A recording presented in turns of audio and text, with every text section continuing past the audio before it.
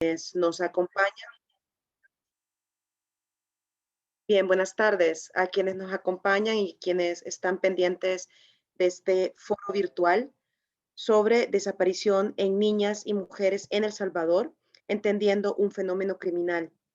Este foro ha sido convocado por diversas organizaciones, entre las que destacan DPLF, la Fundación Heinrich Böll, el Servicio Social Pasionista, Ormusa, la Fundación para la Justicia y la Colectiva Feminista para el Desarrollo Local. Es un gusto para mí estar moderando este foro y vamos a estar junto a varias panelistas, mujeres a las que admiro profundamente y que esta tarde pues, van a compartir sus análisis en torno a este fenómeno. El objetivo que tiene este foro virtual es analizar y discutir el fenómeno de mujeres y niñas desaparecidas en El Salvador, explorar sus posibles motivaciones y el modus operandi, así como la respuesta que dan las instituciones encargadas de investigar y perseguir penalmente estos crímenes, a fin de crear conciencia sobre la relevancia de esta problemática y explorar cursos de acción desde distintos espacios de sociedad civil, desde la academia y desde el mismo Estado. También es importante conocer la experiencia comparada de otros países de la región que están atravesando situaciones que guardan alguna similitud, como el caso de México. Es por eso que esta tarde nos acompañan Janet Aguilar, quien es investigadora y consultora en temas de seguridad pública en El Salvador. Estará también Marcela Galeas, quien es abogada, penalista y profesora de El Salvador. Estará también Leonora Arteaga, directora del programa DPLF y comisionada de CONABúsqueda. De igual forma nos acompaña también Carla Quintana, que es de la comisionada de la Comisión Nacional de Búsqueda de Personas en México. Sabemos que en el caso de El Salvador y también por un acercamiento en el que ha participado Janet recientemente, un informe sobre el fenómeno de desaparición elaborado por FESPAD, da cuenta de que este es un fenómeno en el cual se señala que entre 2014 y 2019 la PNC registró al menos 12,000 personas reportadas como desaparecidas. Es una cifra superior a las estimaciones de las desapariciones ocurridas durante el conflicto armado. Y si esto lo comparamos también con los datos que en el mismo periodo revela la Fiscalía General de la República, nos encontramos con que son datos todavía más alarmantes, al menos 22 denuncias en este mismo periodo, lo cual supondría unas 10 denuncias diarias. Recientemente también hemos sido testigos del hallazgo de al menos 24 cadáveres en un cementerio clandestino en Chalchuapa, y vemos que la mayoría de las denuncias que se colocan en fiscalía, al menos entre un 30 y 40% responden a mujeres. Además, distintas instancias y organismos de derechos humanos señalan el riesgo que implica ser mujer y ser niña en la región de América Latina y el Caribe, pero sobre todo en El Salvador. Frente a todos estos datos alarmantes y frente a este fenómeno que impera en El Salvador y de cara también a analizar este contexto y este fenómeno criminal, quisiera colocar algunas preguntas de entrada para nuestras panelistas para que puedan ir también abriendo este debate y este foro virtual, este breve conversatorio con las siguientes preguntas. Quisiera lanzarlas y que ustedes puedan sentirse también en la total libertad de ir respondiendo según crean conveniente. La primera de estas es ¿por qué las desapariciones como problema de violencia criminal afecta diferencialmente a las mujeres? Esa sería la primera pregunta. ¿Quién quiere contestar? Adelante.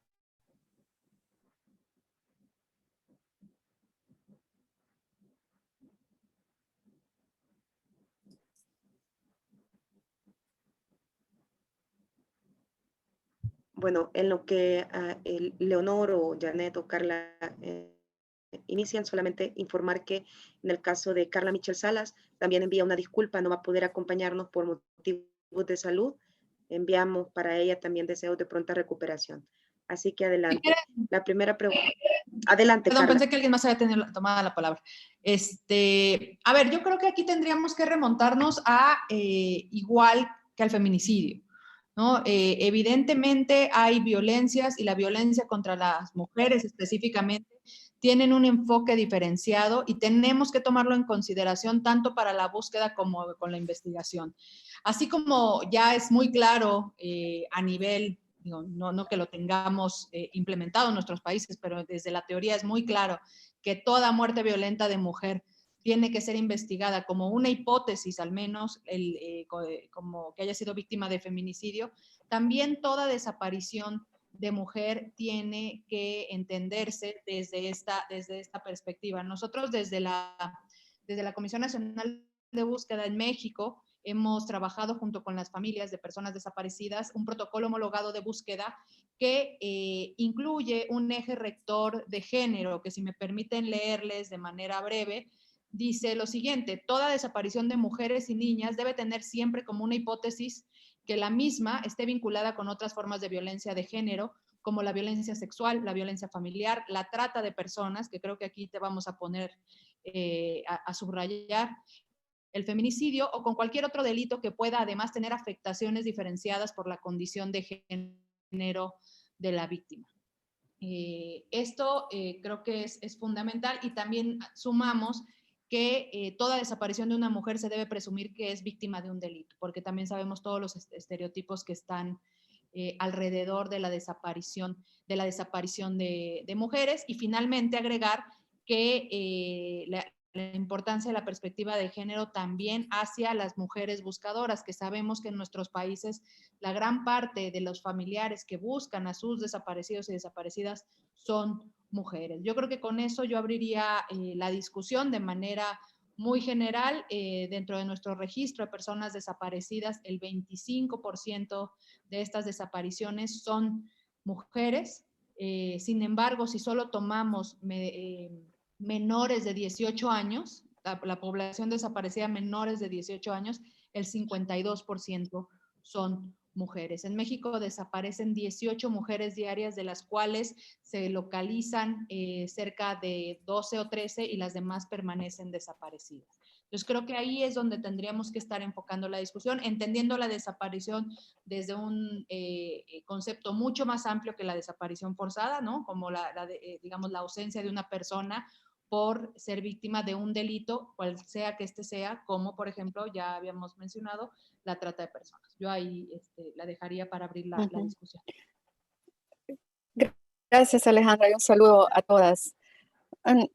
Las mujeres por largo tiempo han sido afectadas de manera diferenciada cuando son víctimas de desaparición forzada, centralmente porque hay elementos que tienen que ver con el ánimo de controlar sus cuerpos como un espacio de lucha desde masculinidades hegemónicas y tóxicas. Y estas violencias en el cuerpo de las mujeres se hacen presentes en las desapariciones. Sabemos que cuando un hombre o una mujer es víctima de desaparición, esta muchas veces está asociada a otros delitos que van desde la trata hasta la tortura, la detención arbitraria, etcétera. Pero en el caso de las mujeres existen elementos de género que la hacen particularmente dolorosa, difícil, y que tienen que ver, por ejemplo, con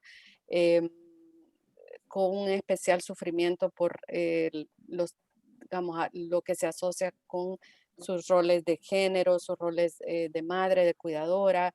Es decir, hay un ánimo específico de de causar un dolor particular. También a las mujeres se les tiene como un objetivo cuando se quiere destruir comunidades y tejidos sociales. Y adicionalmente, las mujeres, aunque en muchos escenarios numéricamente hay menos mujeres desaparecidas que hombres, las razones por las cuales se debe buscar particularmente a las mujeres no es solo por lo numérico, sino por estos factores que tienen que ver con género y con esta estrategia habitualmente diseñada y pensada desde hombres en el poder o desde hombres en espacios criminales. Totalmente de acuerdo con las colegas, y yo quisiera sumar que en el caso concreto de El Salvador, sobre todo a la luz de la evidencia empírica recabada en este estudio reciente que presentamos con FESPAD, sin duda, cuando se analizan los móviles asociados a la desaparición de personas, en el caso de las mujeres, su condición de género es una variable fundamental asociada a la motivación de su desaparición. Eso, digamos, por un lado, ¿no? Y está claramente documentado en muchos de los casos analizados. En segunda instancia, digamos, el evento de la desaparición, si bien es cierto, puede llegar a ser la culminación de una serie de violencias continuadas, se enmarca en un contexto de violencia sistemática que generalmente se ha dirigido hacia esa mujer. En los casos que analizamos, en donde había como víctima una mujer, se encontró que se trataba de un contexto en donde la mujer estaba siendo vulnerada previamente, había sufrido hechos de asedio, de abuso sexual, amenazas, en algunos casos también, digamos, estaba queriendo ser obligada, digamos, a someterse a, por ejemplo, el control de las pandillas. Y en este entorno, digamos, la desaparición de la mujer fue el resultado, digamos, último de una serie de eventos concatenados. Por tanto, la importancia de que desde el Estado, desde los operadores, desde también los académicos, analicemos esos eventos en ese contexto de violencia continua en que se están enfrentando y no como el hecho aislado, ¿no? Esto sin duda también marca una diferencia en términos de los protocolos de investigación.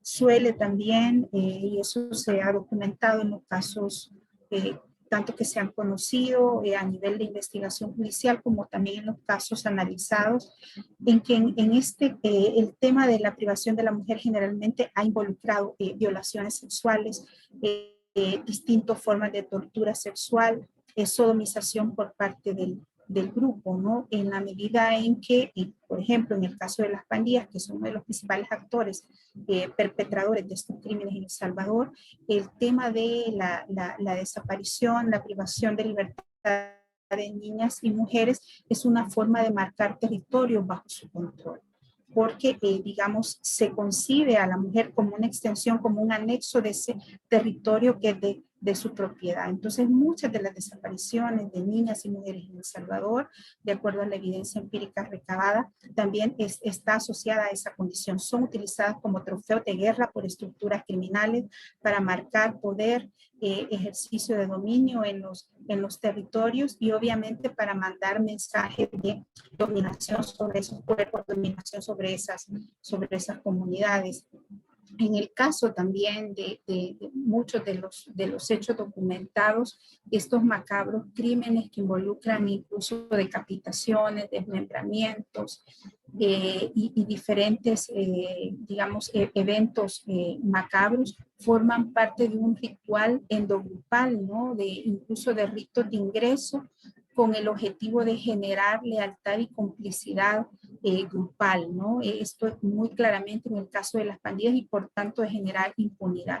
Entonces, si bien es cierto, hay similitudes en relación a los eventos de desaparición de hombres, de jóvenes, adolescentes, en el caso de las mujeres claramente hay un tema que tiene que ver con esta masculinidad hegemónica, con estos mensajes, esta comunicación, esta tecnología del terror que busca instalar estos mensajes de dominación y sobre los cuerpos de las mujeres y de sometimiento para el resto de las mujeres de esa comunidad o en caso concreto de la sociedad en general.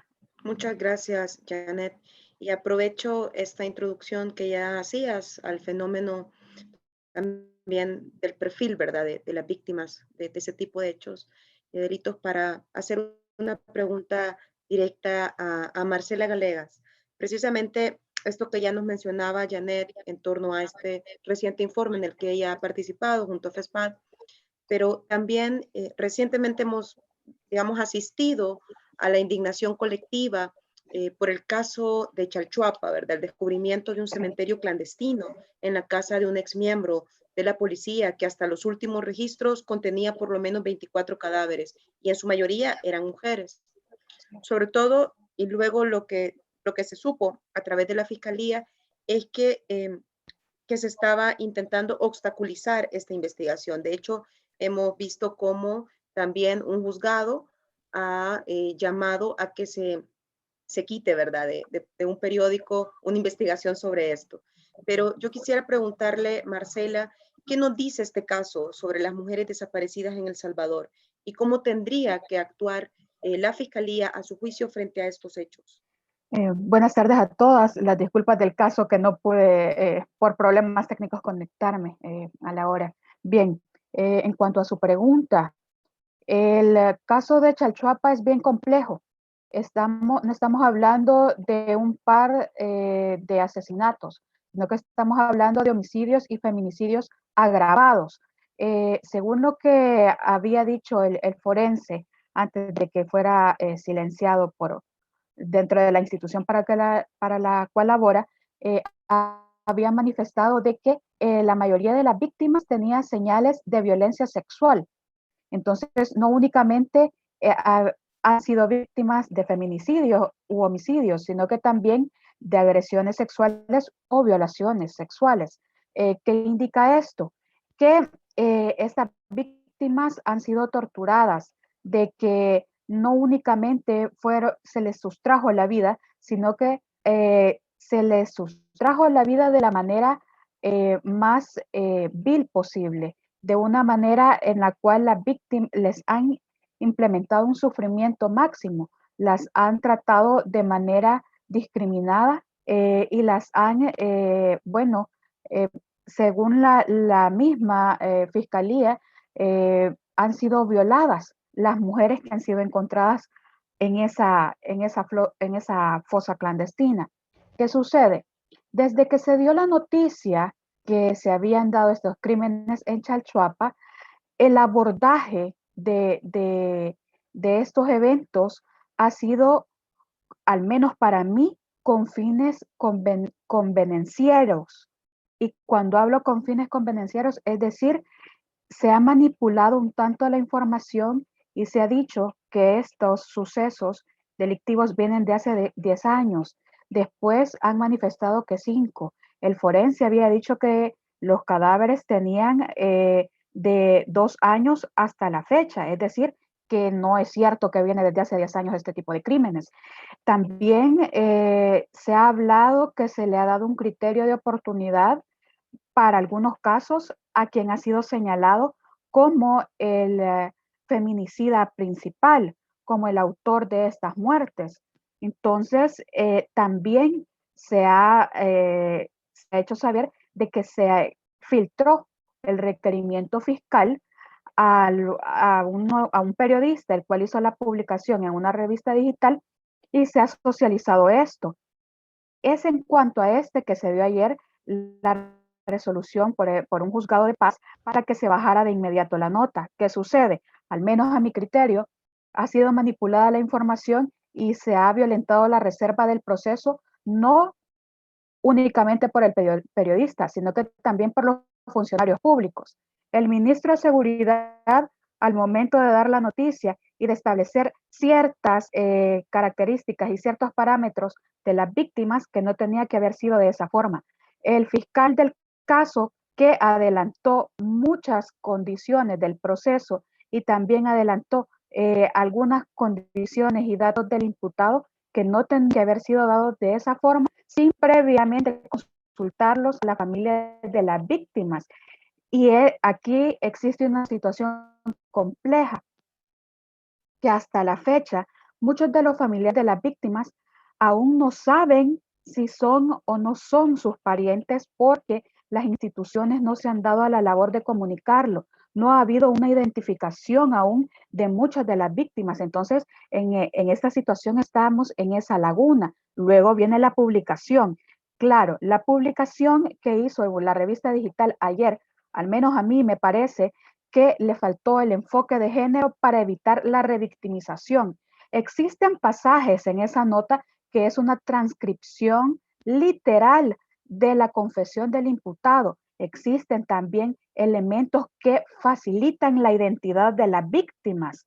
¿Por qué? Porque muchas de estas ya habían sido socializadas sus imágenes por ser desaparecidas Y en el caso de la madre y la niña, yo recuerdo que se había compartido en múltiples plataformas ciertos retratos que da con la caracterización que hacen en la nota de las víctimas. Lo mismo es con otra de las víctimas que se indicaba que era su primer día de trabajo y que se aprovecharon de esto. ¿Por qué? Porque los padres ya habían declarado esta situación a diversos medios y también lo habían puesto en la hoja en la cual se daba la búsqueda de esta señorita. Entonces, se ha facilitado la identificación de las víctimas. Aquí tendría que haberse cuidado, tendría que haberse escrito la nota periodística con enfoque de género para no revictimizar más, para no hablar realmente como una forma de retratar lo que ha sucedido en este caso de los feminicidios como que si era una carnicería. ¿Por qué? Porque nos pone a nosotros como mujeres, no como seres humanos, sino que nos objetiviza. Al menos para mí, sí tenía que haberse dado de otra forma. Y la reserva, en este caso, también considero que el juez tendría que haberle ordenado a la revista remover únicamente los pasajes y que mejorara tal vez el texto, parafrasear ciertas cuestiones para no dañar la finalidad de las diligencias, que es llegar a la verdad real y al debido proceso y a una condena de quien ha sido el feminicida. Entonces, se tenía que haber dado esa situación, pero no bajar la nota completa en el sentido que también existe el derecho a la información.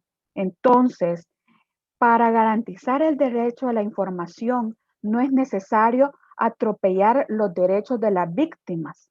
No es necesario tampoco hacer una valoración suprema del interés público sobre la garantía del debido proceso y acceso a la justicia de las víctimas y también de las garantías mínimas del imputado, porque aunque no nos guste, hay que respetarle los derechos procesales al imputado, porque esto nos va a asegurar a nosotros que habrá un acceso a la justicia efectivo, un debido proceso y la verdad y también el resarcimiento, aunque sea en mínima parte, porque es obvio que esto será mínimo y más que todo simbólico para los familiares de las víctimas.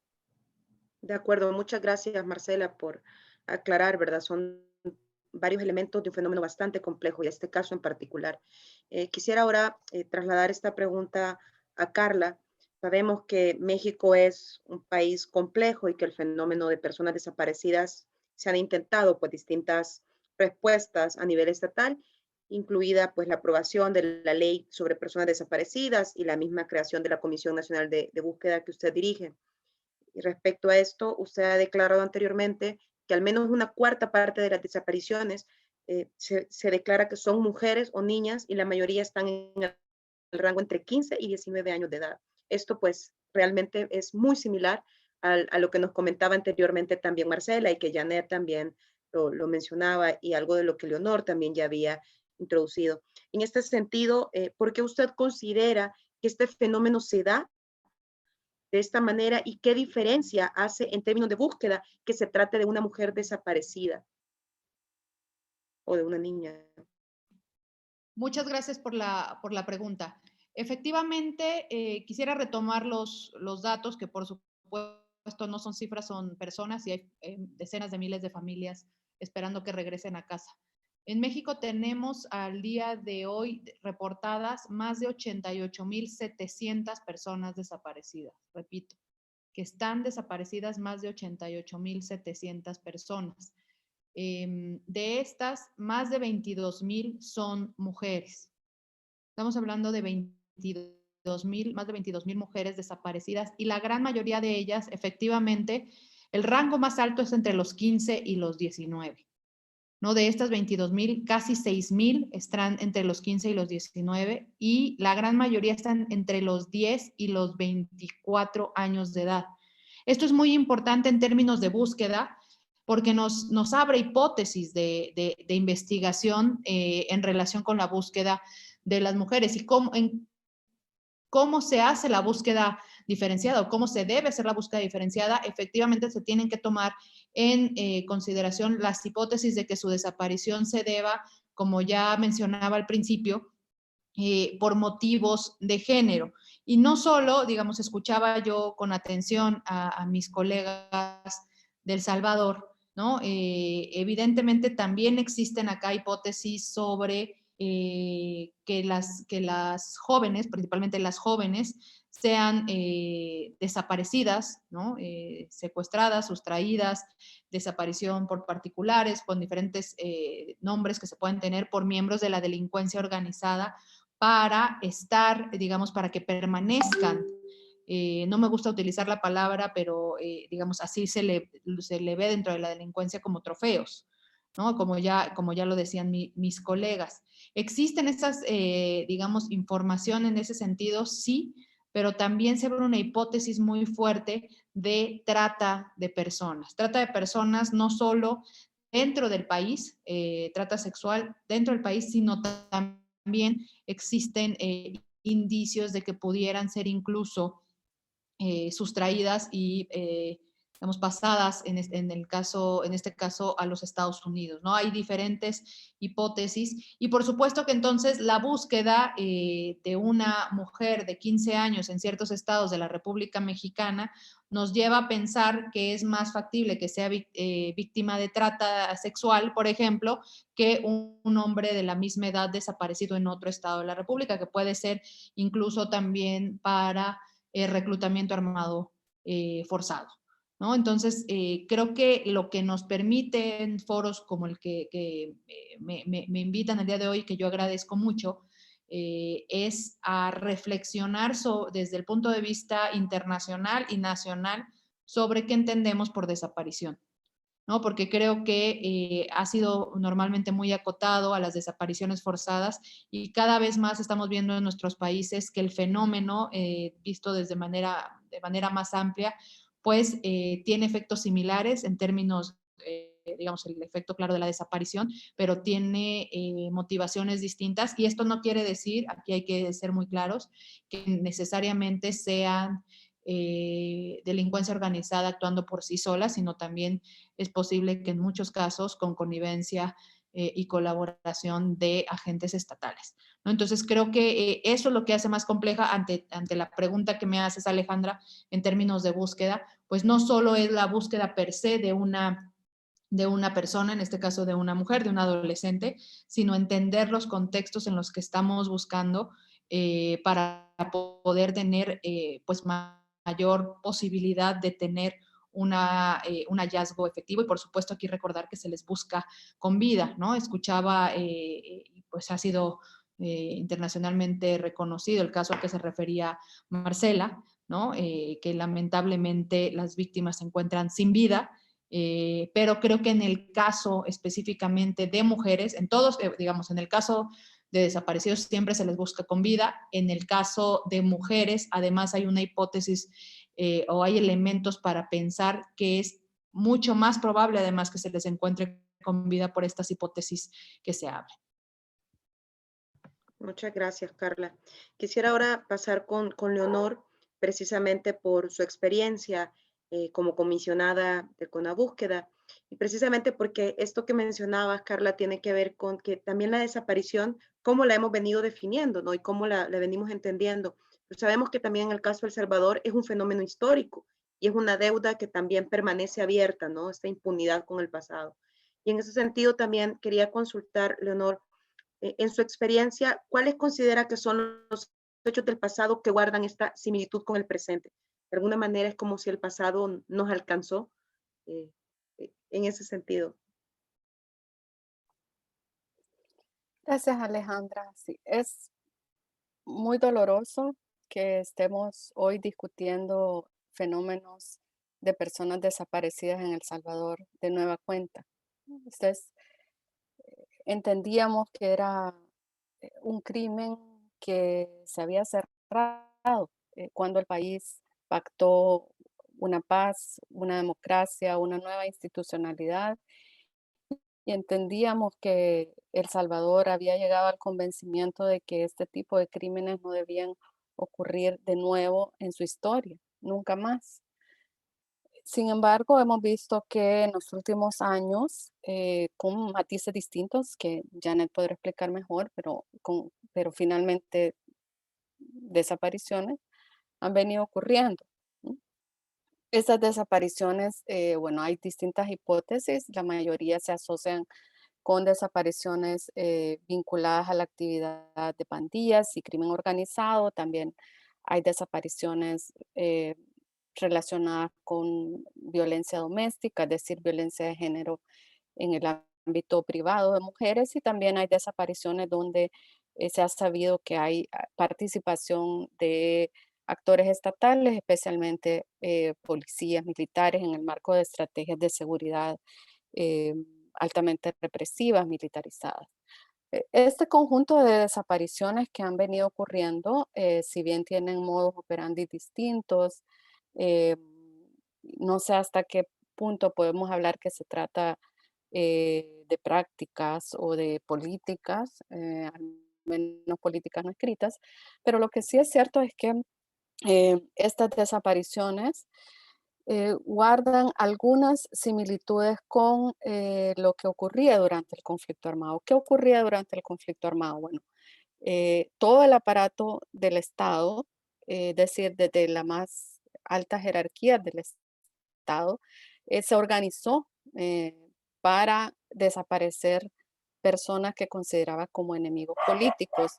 Y eso lo hizo, por un lado, eh, usando a cuerpos de seguridad de la época y también a paramilitares. Todo este aparato estaba al servicio de una élite política y económica, y como parte de sus estrategias estaba la desaparición sistemática, como digo, de opositores políticos, pero también de personas que consideraban como eh, semilleros, ¿no? Como personas que en el futuro podrían ser opositores políticos. Entonces, estas desapariciones en su mayoría fueron dirigidas a hombres, pero también se reportan desapariciones de mujeres. Se sabe que al menos una de 4 desapariciones estaba dirigida hacia mujeres. Em, ¿Cuál es la similitud con los casos de ahora? Bueno, yo identifico 3. La primera es que, eh, aunque ahora quizás no podamos hablar de una política generalizada, lo que sí es cierto es que a estas mujeres se desaparece y luego no se da cuenta de su paradero. Y no solo hay estrategias de desaparición, sino que estas desapariciones son posibles porque luego hay estrategias de ocultamiento o de encubrimiento, ¿no? Es decir, no hay colaboración del Estado para identificar a los autores. La segunda es que las desapariciones de mujeres se siguen viendo como en segundo plano o como al final de la lista en términos de importancia. No vemos mensajes contundentes desde el Estado rechazando este tipo de hechos y comprometiéndose con la investigación y con la no repetición. Y lo tercero es que aún la respuesta estatal en términos de búsqueda sigue siendo muy débil y muy fragmentada, y de nuevo vemos que la carga principal de encontrar a las personas desaparecidas vivas o muertas sigue estando en manos de familiares. Es duro ver que esos patrones de inactividad y de incluso de complicidad estatal se siguen repitiendo. Y me atrevería a decir que además, y eso quizás Janet puede hablar también más en detalle, creo que si vamos a las formas como se cometen las desapariciones, también vemos que hay algunos aprendizajes, si podemos llamarle así, aprendizajes heredados de cómo se comportaban las estructuras paramilitares, militares e incluso de grupos insurgentes en la época del conflicto armado. Entonces, lamentablemente hemos aprendido lo que debimos desaprender, ¿no? Y estamos viendo que El Salvador todavía sigue en deuda con las mujeres. Entonces, también lo que vemos que hay de telón de fondo de todas estas desapariciones de mujeres de antes y de hoy es el desprecio por el cuerpo y el valor de las mujeres, y la necesidad de controlarlas, no solo en términos físicos, sino también de pensamiento y de sus contribuciones a la sociedad. Bien, muchas gracias, Leonor. Creo que justamente es lo doloroso, ¿no? Del fenómeno que está a la base y es la misoginia, ¿no? La misoginia no solamente de los hechores, tanto materiales como intelectuales de estos hechos, sino también esta indolencia por parte de las autoridades y del funcionariado público. Y eso me lleva también a hacer una pregunta dirigida a Janet, precisamente en el marco de la reciente investigación sobre el fenómeno de desaparición en El Salvador que ha acompañado junto a FESPAD. Y la pregunta respecto a este hecho, no solamente en torno a los perfiles de las víctimas que ustedes han podido identificar y en las características, digamos, de estas desapariciones, sino también ustedes consideran que los responsables necesariamente son, digamos, el crimen organizado o hay indicios también que podrían apuntar, como ya bien señalaba Leonor en su intervención anterior, a participación también de actores estatales, como ha sido este fenómeno histórico en el caso de El Salvador y en el caso también en Mesoamérica, ¿verdad? Janet, adelante. Sí, mira, digamos, si nos situamos en la historia reciente, ¿verdad? De hecho, los primeros casos conocidos y que generaron alarma datan de 2002, 2003 y se trató precisamente de estas modalidades de, digamos, de feminicidios encubiertos bajo una desaparición y con modalidades atroces que involucraban, como ya decía, privación de libertad, abuso sexual grupal hacia la víctima, torturas, desmembramiento, decapitación, ¿verdad? Mutilación y inhumación clandestina de sus restos. De hecho, fueron los primeros casos que generaron alarma y que están documentados en la Fiscalía. Este patrón se ha mantenido a lo largo de 20 años, únicamente explicado por los altos niveles de impunidad, ¿verdad?, que han prevalecido en estos hechos, como ya lo señalaba Leonor. De manera que en los últimos años efectivamente hemos visto cómo, digamos, esta de ser una práctica que inicialmente era protagonizada por las pandillas, con estos móviles que señalaba en mi primera intervención, está siendo utilizada e incorporada en repertorio criminal de otras estructuras, ya sea crimen organizado, grupos de exterminio, particulares, sobre todo asociados a motivaciones de odio, menosprecio hacia las mujeres, en muchos casos sus parejas, personas cercanas, pero también funcionarios y agentes del Estado, ¿no? En el caso, digamos, de la investigación que realicé, no tuvimos oportunidad de documentar casos de desapariciones atribuidas de mujeres atribuidas a agentes del Estado, pero también tiene que ver con que hay un elevado subregistro. En realidad, es uno de los temas más dramáticos. El Salvador está enfrentando un fenómeno de una epidemia feminicida y de desaparición de mujeres de hace casi 20 años, pero hasta ahora no tenemos cifras confiables que nos indiquen la dimensión de este fenómeno, precisamente por lo que ya Leonor señalaba, ¿no? Es habitual que la respuesta tradicional de las autoridades sea de indiferencia, de menosprecio, de impunidad, incluso de revictimizar y justificar la desaparición bajo los tradicionales estereotipos de género, ¿verdad? Señora se ha ido con el novio, se ha ido con otro, anda con el marido, ya va a regresar. Eso es lo que, digamos, en los casos documentados en el estudio mostraban, comentaban los familiares, ¿no? Esta indiferencia, este menosprecio, esta trivialización, sobre todo cuando se trata de mujeres. Entonces, en este contexto, pues los niveles de impunidad en este delito son aún mayores y son aún más altos en el caso de las desapariciones de mujeres. Bajo este contexto, digamos, no podemos estimar con evidencia digamos, la dimensión de la participación de actores estatales, pero sí hay casos que pueden ser emblemáticos y, como ya decía Carla, más allá de los números, ¿verdad? La importancia también de analizar las características de estos eventos. Creo que un hecho emblemático que de nuevo, ¿verdad? Nos estalló en la cara porque mostró estos niveles de descomposición institucional, los niveles de misoginia y de violencia extrema que se dirigen hacia una mujer que en este caso era miembro de la policía, es el caso de Carla Ayala.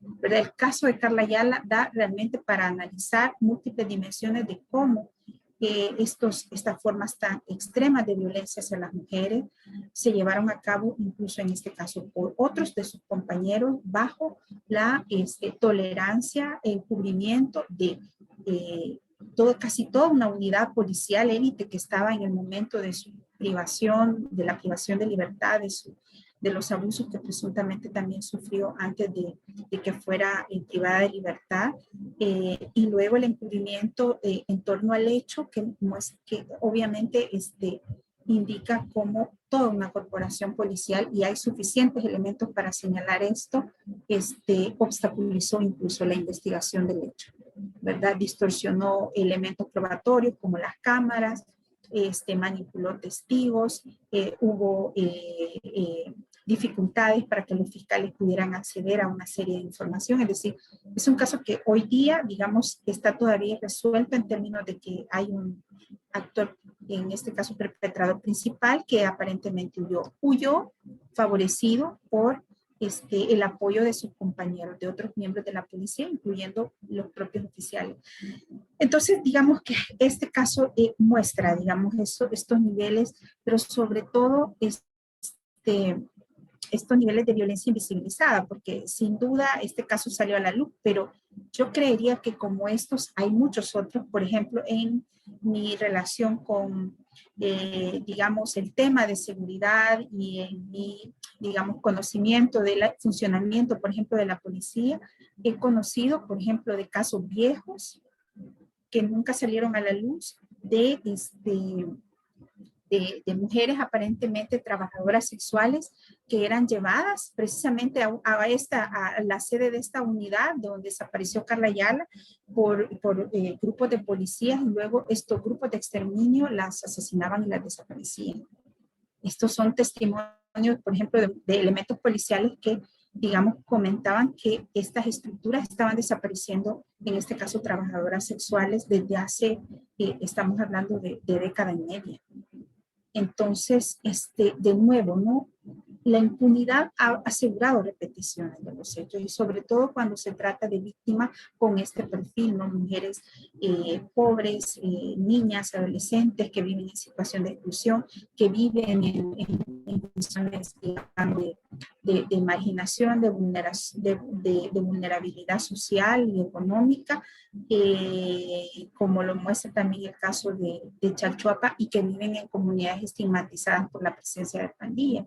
Y en el caso de estas víctimas, a las últimas que me he referido, pues trabajadoras sexuales que estaban expuestas a toda clase de vejámenes, ¿no? Entonces, de igual manera, en el caso de Chalchuapa, ¿verdad? No nos olvidemos que el perpetrador principal, el que figura como principal, es un exmiembro de la policía.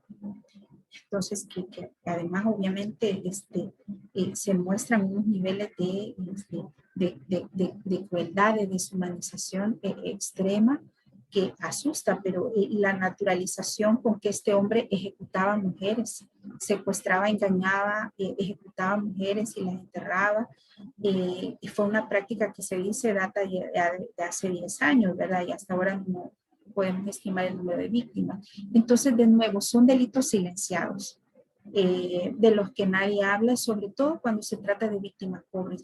Y el estudio de FESPAD, en el que he tenido el privilegio de participar, da cuenta, ofrece abundante evidencia de cómo cuando se trata de estos perfiles, personas en condición de exclusión social, de pobreza, mujeres, niñas que viven en comunidades estigmatizadas, todavía el menosprecio a las víctimas, el desamparo, la desprotección, la revictimización, la culpabilización, incluso de les pasó porque se lo merecían, se lo buscaron, es todavía mayor que cuando hablamos de otro tipo de perfiles como los hombres. Entonces, creo que sin duda es un tema, digamos, que hay que seguir ahondando, en mi caso desde la investigación, y sin duda concuerdo totalmente con Carla en términos de que también hay un extendido fenómeno de trata, de desapariciones motivadas por trata, sobre todo con fines de explotación sexual, que está invisibilizado deliberadamente por el Estado, ¿verdad? Vivimos en una región donde estas redes operan ampliamente, con amplia impunidad y mueven y circulan a las niñas y mujeres en toda la región, por las fronteras, amparados muchas veces por la impunidad que les da el hecho de que miembros de estas estructuras a veces están vinculados con funcionarios de gobierno, con policías, con empresarios, bueno, incluso, ¿verdad? Aquí se ha hablado hace algunos años, un viceministro comentaba de una investigación que estaba haciendo en donde estaban vinculados a unas redes de trata de niñas, pastores de iglesias evangélicas, ¿no? Entonces, pero es un fenómeno del que no se habla. O sea, ¿cuántos casos de trata de niñas y mujeres están judicializados en el país? O sea, sin duda hay un desinterés deliberado, sistemático de ocultar este tipo de fenómenos.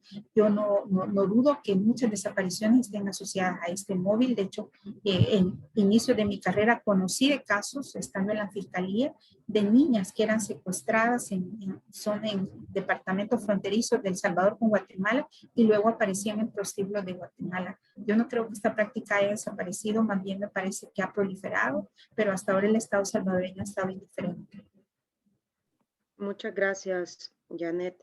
Bueno, solo para tener en cuenta un comentario que nos llegó a través del chat, alguien menciona, creo que Silvia Juárez, es importante comprender que la reserva del proceso se refiere al artículo 57 de la ley, que no es absoluta para el proceso, lo es al menos para la información de las víctimas y familiares sobrevivientes, que pueda ponerles en riesgo. B, para no lesionar la dignidad individual y colectiva de las mujeres, la que no desaparece con la muerte. Y C, respecto a información que pueda perjudicar el debido proceso, pero también existe el derecho a la transparencia y Contraloría Ciudadana, a los excluidos de esta acción. Por ello, es importante clasificar la información y el modo en que se divulga. Caso contrario, se atraviesan los límites críticos para la libertad de prensa, participación en Contraloría Ciudadana y transparencia. El problema no es nuevo, pero los hallazgos de cementerios clandestinos exponen el problema que se enfrentan las personas que buscan a personas desaparecidas. Y bueno, sobre esto quisiera nuevamente consultar a Marcela Galeas, porque ella también hacía mención de esta reserva. Y quisiera preguntarle, Marcela, desde su lectura, ¿cuál es la forma, digamos, más bien, cuál es su lectura de la forma en que las instituciones estatales han abordado este fenómeno? Pero sobre todo, ¿cuáles serían a futuro y en un sentido de urgencia y desde una perspectiva de género, las medidas que deberían de adoptarse desde el Estado para abordar este fenómeno con la responsabilidad que merece esta realidad? Voy a ser sincera y me voy a ir sin tapujos sobre esto. Para mí las autoridades han sido negligentes, han manejado el caso de una manera displicente. Empezando que la ley indica que cuando se trate de delitos en contra de mujeres, que obviamente están regulados por la ley, se le dará prioridad al tratamiento para mujeres y sobre mujeres, es decir, tendría que ser fiscales adscritas a ese caso en particular. Hasta el momento no existe ninguna fiscal mujer que nosotros tengamos conocimiento en ese caso.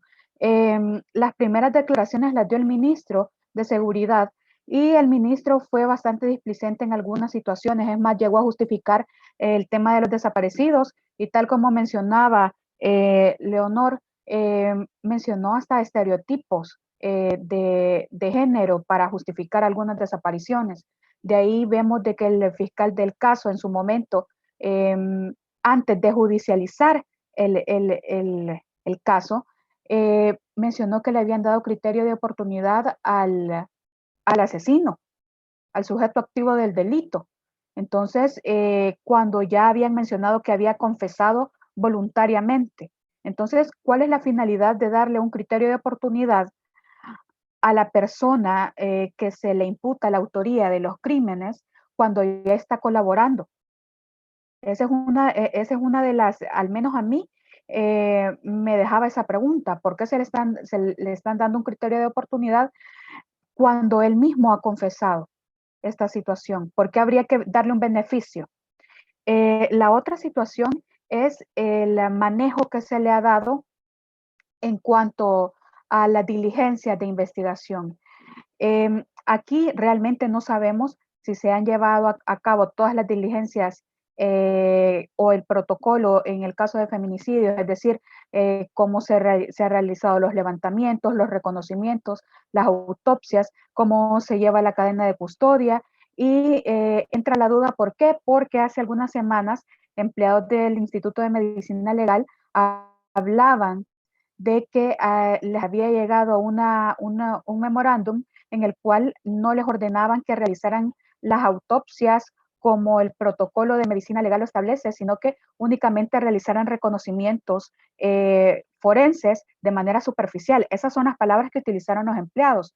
Entonces, ¿qué sucede? Si no se hacen los peritajes conforme a la norma, conforme a los estándares establecidos, se estaría violentando elementos probatorios que al final tienen que robustecer la acusación para que se llegue a la condena del imputado. Entonces, aquí estaríamos hablando de que habría una deficiencia probatoria si eso llegase a suceder, porque esta fue una denuncia, no sabemos si en verdad se cumplió, si únicamente hicieron reconocimientos o efectivamente hicieron las autopsias que determina la ley en estos casos. Otra situación que hay que tomar en cuenta es que la narrativa en estos casos de delitos en contra de mujeres, específicamente de desapariciones y feminicidios, la llevan los funcionarios y estos son hombres. Vemos de que existe un lenguaje victimizador, existe un lenguaje displicente, discriminativo, inclusive misógino. Entonces, ¿dónde estamos paradas realmente las mujeres en este país? ¿Dónde está nuestra protección? Ha de limitarse únicamente a lo que está escrito en la ley y a lo que se dice de la misma, pero no lo vemos traducido en la práctica. Vemos de que somos anuladas las mujeres, inclusive al momento de brindar opiniones sobre los casos. Entonces, existe esta situación dentro de nuestro país que en lugar de existir un mayor respeto a la cultura a la cultura de garantizar los derechos a las víctimas y a la verdad de las víctimas, así como de una perspectiva de género, vemos de que más se está invisibilizando, que tenemos mayores problemas nosotros las mujeres para acceder a la justicia y también para acceder al conocimiento sobre los delitos. ¿Qué debería de suceder acá? Primero, la Fiscalía General de la República tiene la obligación de comunicarle a los familiares de las víctimas qué es lo que se está realizando.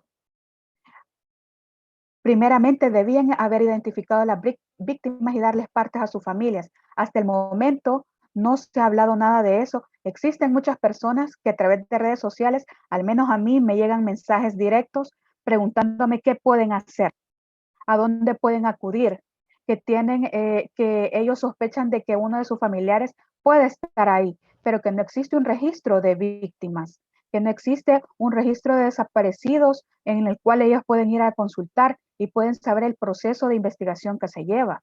Entonces, todo eso no consta. ¿Qué posibilidades o asesoría le podemos brindar a personas cuando no se cuenta con ninguna de esas disposiciones, de esos registros? Eso es algo que se necesita. Y segundo, también necesitamos que nuestros funcionarios se comporten con la mínima de respeto y con un enfoque de género para abordar este tipo de delitos, que no se siga con la misma retórica machista y patriarcal que vemos que se ha reflejado en las últimas semanas en el abordaje de esta situación en Chalchuapa. De acuerdo, muchas gracias, Marcela. Y qué importante esto que mencionabas sobre la falta de información, cómo esto llega a familiares, ¿no? Que están asumiendo la responsabilidad de buscar a sus, digamos, ya sean hijos, madres, desaparecidos, ¿verdad? Hermanos, hijos. Y precisamente esto nos lleva a una pregunta a Carla, desde su experiencia, acompañando también a familiares que están buscando, ¿verdad? Y quería como consultar en ese sentido, los familiares que se organizan y buscan a sus personas desaparecidas, esta es una tarea que especialmente realizan mujeres en el caso de México, Carla, y también qué lecciones deja esta experiencia en México para el caso de El Salvador. Creo que justamente México es un país que nos ha enseñado mucho de organización, de defensa de derechos humanos, pero sobre todo en materia de la búsqueda de personas desaparecidas.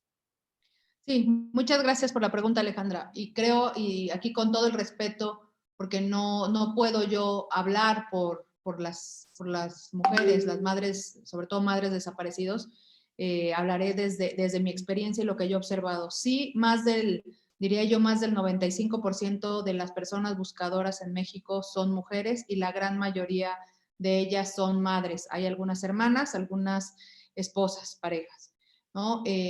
Creo que lo que nos han demostrado las mujeres buscadoras en México y en todo el continente es que casi siempre sin el apoyo estatal, ¿no? Ellas construyen estos colectivos, estos grupos, esta comunidad de buscadoras y, digamos, hay ya varias organizaciones de la sociedad civil que han empezado a, digamos, a analizar cómo se hace esto desde el punto de vista pues sociológico, desde la sororidad, ¿no? Ellas mismas dicen, buscándolos nos encontramos.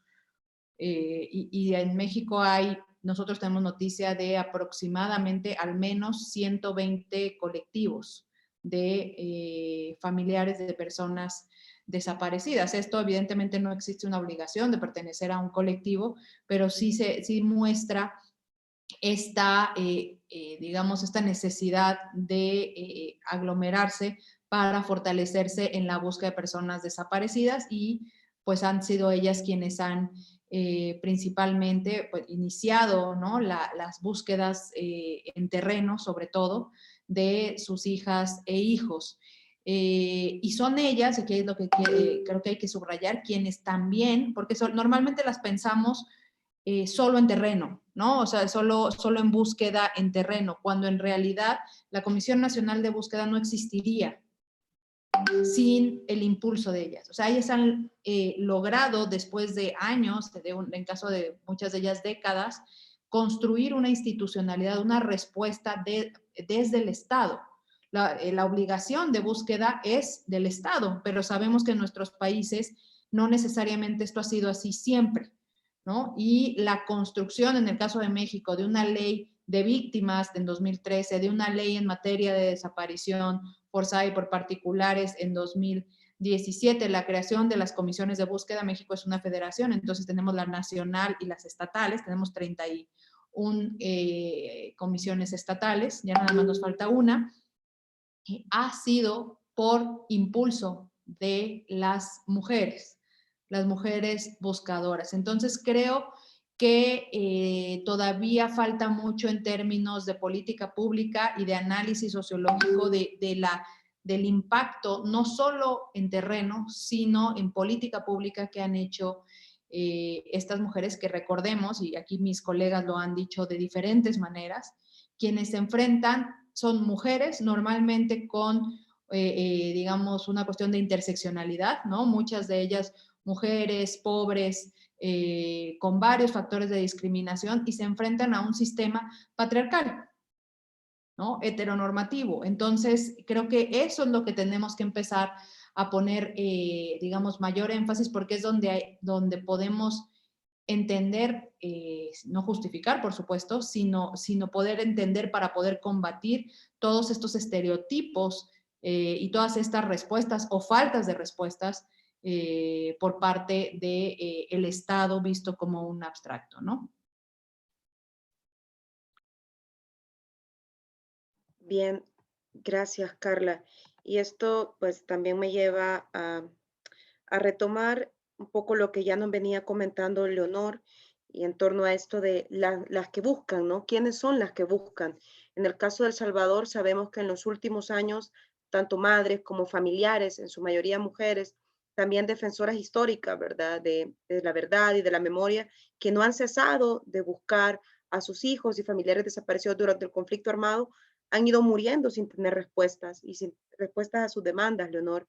Y en ese sentido, quería consultar a su juicio cuáles son las deudas del Estado salvadoreño que tiene con ellas y que ahora, pues, con este acumulado de impunidad, también el Estado salvadoreño tiene con las madres, con las hijas, con las hermanas que están buscando a sus familiares desaparecidas actuales también.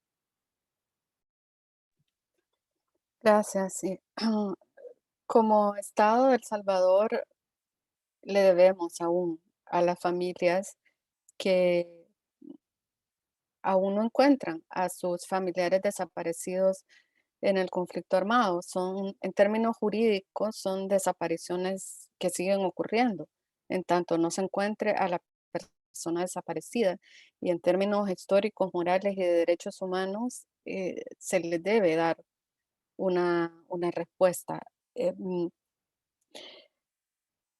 Creo que hay distintas dimensiones cuando hablamos de cómo se conecta ese pasado doloroso con lo que señalaba y sobre todo con lo que vemos ahora, sobre todo qué es lo que podríamos hacer. En relación a las desapariciones del conflicto armado, hay desarrollos importantes como la creación de dos comisiones, como sabemos, dedicada a buscar niños y niñas desaparecidos y con la búsqueda, que es la comisión que busca a personas adultas desaparecidas, ambas, al igual que en el caso de México y en toda América Latina, nacen de la capacidad de lucha, de organización y de propuesta, ¿no? De las propias madres y colectivos de familiares. Eh, en esta búsqueda todavía hace falta una perspectiva diferenciada de género, ¿no? Con la búsqueda aún debe construir dentro de su política de búsqueda protocolos y enfoques diferenciados que permitan documentar cuál fue la práctica específica de cuál fue la característica que tuvo las desapariciones de mujeres y ahora también qué características diferenciadas deberían tomarse en cuenta al momento de buscar. Claro, CONABUSQUE es una institución que trabaja, digamos, casi con las uñas, en el sentido que no tiene los recursos ni materiales, ni financieros, ni tampoco el respaldo político que debería tener, pero es igual una obligación del Estado caminar hacia estrategias de búsqueda diferenciadas en género.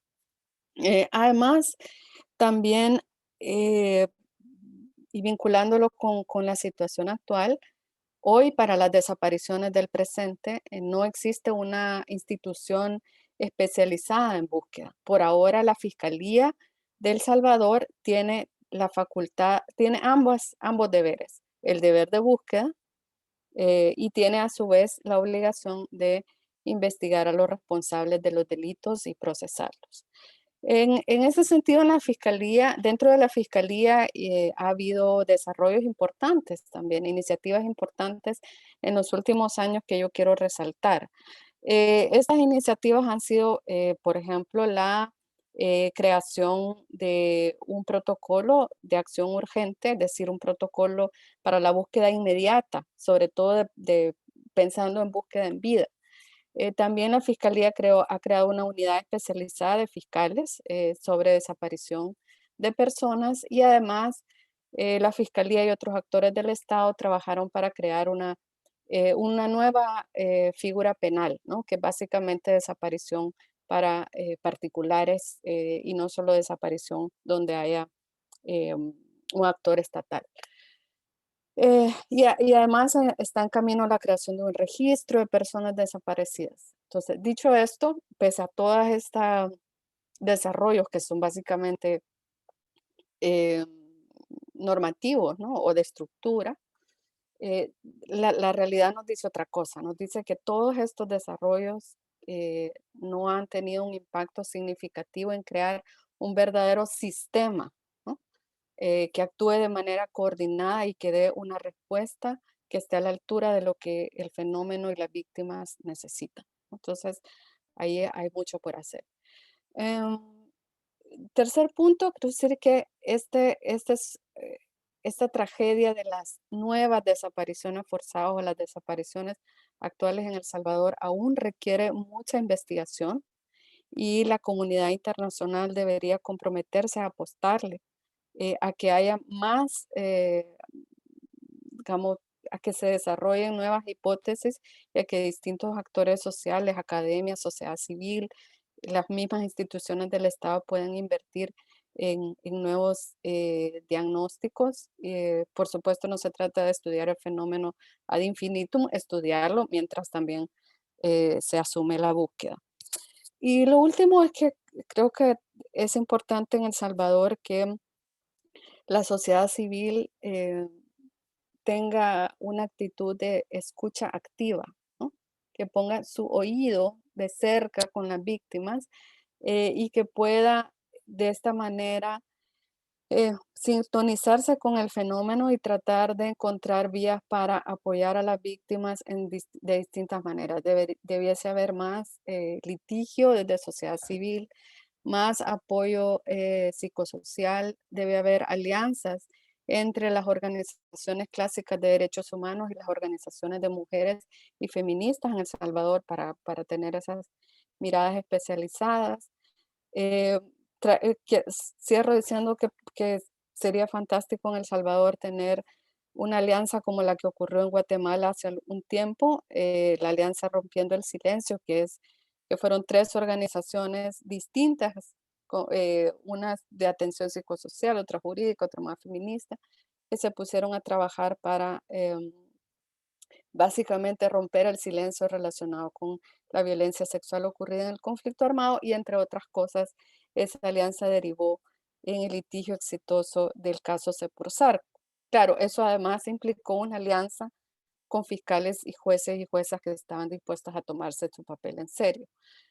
Pero lo digo como ejemplo de algo que todavía puede y debe hacerse en El Salvador. Entonces, este es un trabajo de las instituciones que ya han sido creadas, de la comunidad internacional, de la sociedad civil, de derechos humanos, feminista, y todos juntos y juntas tenemos que salir adelante, ¿no? Se necesitan todas las manos eh, para echárselas a las víctimas.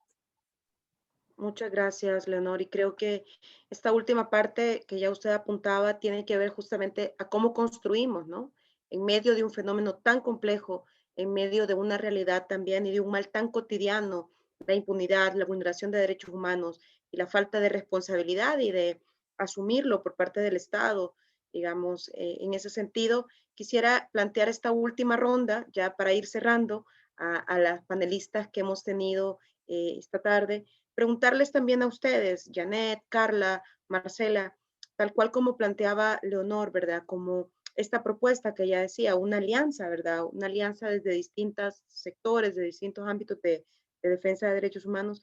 ¿Qué luces tienen ustedes que compartirnos o qué se les ocurre, ¿verdad? ¿Qué podemos hacer para que este fenómeno criminal también deje de ser esta impunidad en torno al mismo, deje de ser un mal tan cotidiano y cómo enfrentamos esto como sociedad también a futuro, ¿verdad? Y sin dejar de analizar, como bien decía Leonor, pero también profundizando en la realidad que hay que actuar, ¿verdad? Cómo vamos llevando ese equilibrio entre el analizar el fenómeno, pero también cómo vamos actuando y respondiendo ante el mismo. Así que adelante, si quiere continuar, Carla. Digo, es una pregunta muy, muy difícil y creo que me retomaría con los principios básicos de derechos humanos. Tenemos que pensar en prevenir, garantizar y reparar, dependiendo en el momento que nos encontremos, ¿no? Y dependiendo desde la trinchera en que estemos paradas, si somos autoridades, si somos sociedad civil, ¿no? Si somos organismos internacionales, será donde se pueda incidir de mejor manera. Por supuesto que está la prevención no solo como obligación estatal, sino también, y creo que es algo fundamental, y ya lo dijo la Corte Interamericana en campo algodonero, aplicable a México, pero muy replicable, creo, a todos nuestros países, es un tema de combatir una discriminación estructural por parte de la sociedad. Porque finalmente las y los operadores y por ahí algunas preguntas aquí respecto de la policía, respecto a los ministerios públicos, los fiscales, los jueces, los buscadores, digamos, desde parte del gobierno, la falta de perspectiva de género es lo que nos impide, en muchos casos, dar una respuesta correcta. Por otro lado, tenemos la corrupción y tenemos la negligencia y tenemos la obstrucción de justicia, que también la hay, puede haber mucha. Pero creo que mucha parte también viene con una falta de entendimiento de lo que es la perspectiva de género desde la sociedad y desde los operadores judiciales, ¿no? Entonces creo que jurídicos, pero los operadores desde los primeros respondientes hasta los juzgadores. Entonces creo que ahí hay un campo de oportunidad en nuestras casas, ¿no? De qué es lo que reproducimos, porque lo que tú preguntas, Alejandra, es, bueno, ¿cómo vamos a combatir esto? Pues primero reconociéndolo, y sabemos que en nuestras sociedades no necesariamente se reconoce, ya por ahí lo decía alguna de mis compañeras, es que siempre nos dicen, es que son menos, es que ¿por qué hay que diferenciar el feminicidio del homicidio? ¿Por qué hay que diferenciar la desaparición de mujeres de los demás si son menos? Entonces, si no superamos ese discurso, como sociedad difícilmente podemos visibilizarlo. Lo que no se ve y lo que no se pronuncia difícilmente se resuelve, ¿no? Entonces creo que ahí hay digamos, un gran reto, insisto, prevención, garantía, una vez que se llevan, son desaparecidas las mujeres, cómo respondemos como Estado, y también en el ámbito de reparación y las garantías de no repetición, ¿no? Yo lo dejaré de manera muy general. Gracias, Carla. Janet. Mira, yo creo que en esa misma línea, en primera instancia, el Estado salvadoreño tiene que reconocer la dimensión de este fenómeno y su responsabilidad, asumir su responsabilidad tal cual lo establece pues, la normativa nacional, pero también los compromisos internacionales que El Salvador ha adquirido en materia de prevención, de investigación, de sanción y reparación integral a las víctimas y sus familiares. Esta es una deuda pendiente, es una tarea que me parece a mí ni siquiera se ha iniciado, y para ello pasa por abordarlo integralmente como Estado, ¿no? Que involucre sin duda los tres órganos de Estado, la Fiscalía, Procuraduría, sociedad civil. Creo que México ha tenido algunas buenas prácticas que han intentado, digamos, articular distintas iniciativas que involucra, digamos, una acción multinivel. Entonces, en primera instancia, reconocerlo. Esto supone costos políticos, ¿verdad? Sobre todo para un Estado y para unos gobiernos que viven de la opinión pública y que viven en función del marketing. Porque reconocer la magnitud del fenómeno implica buscar, identificar, localizar miles de víctimas que posiblemente están enterradas en distintas partes del territorio salvadoreño, y asumir, digamos, esta responsabilidad como Estado y como sociedad, ¿no? Esto sin duda no es fácil, pero es una obligación que debería de hacer el Estado, que hasta ahora ha ocultado e invisibilizado, incluso deliberadamente, ¿verdad? Como en muchos casos en donde se han localizado los restos y la Fiscalía y la Policía no ha querido extraerlos. O sea, y de esos hay abundantes casos. Entonces pasa por reconocer, asumir esa responsabilidad, pero también hacer las adecuaciones que se requiere a nivel de la legislación nacional. Hay que adecuar la legislación nacional al marco internacional de derechos humanos y de derecho internacional humanitario. Este es un fenómeno también que debe ser abordado con una perspectiva de derechos humanos, no solo de seguridad pública, con una perspectiva de género y con una perspectiva de derecho internacional humanitario. Esto implica que no solo hay que centrarse en la persecución de los perpetradores. Esto es sin duda una obligación del Estado y es importante, pero hay que priorizar la atención integral a las víctimas y sus familias, que por hoy están en una situación evidente, de gravísimo abandono, de revictimización, de ostracismo, ¿verdad? Muchas de ellas han tenido que huir, porque en el caso de El Salvador el fenómeno es tan complejo que el sufrimiento de la familia, el suplicio no termina, digamos, con el evento. Generalmente con el evento comienza un nuevo ciclo de violencia hacia la familia que las obliga a desplazarse internamente, a huir por las amenazas y el control que ejercen estos grupos. Entonces, la necesidad de proteger a las familias, de dar una respuesta oportuna, en términos obviamente de búsqueda, de localización, pero también de protección, de mecanismos de protección a las víctimas y familiares en este caso, que generalmente se ven desprotegidas, abandonadas y mucho más vulneradas después del hecho. Supone también de nuevo someter algo que la bancada de Nuevas Ideas recientemente mandó al archivo, este anteproyecto de ley de búsqueda de personas desaparecidas, ¿verdad? Conforme a estándares internacionales, que había sido formulado inicialmente por la legislatura anterior. Entonces, la necesidad de asumir esta ley de búsqueda con estos principios y parámetros internacionales y que incluya la definición de una persona desaparecida, la definición de quiénes son los familiares. Los familiares se enfrentan realmente a miles de dificultades luego de la desaparición, además de tener que asumir el sufrimiento, esta incertidumbre angustiosa de la búsqueda. Las madres, que generalmente son madres, hermanas, ¿verdad? Compañeras, las que buscan, tienen que asumir muchas veces solas el cuidado de los nietos, muchas veces de los sobrinos, ¿verdad? De los hijos que quedan pues también huérfanos y desprotegidos, porque en algunos casos los que desaparecen también son los proveedores. Entonces, pasa también de nuevo por poner el énfasis en las víctimas y obviamente sin descuidar el tema de la investigación.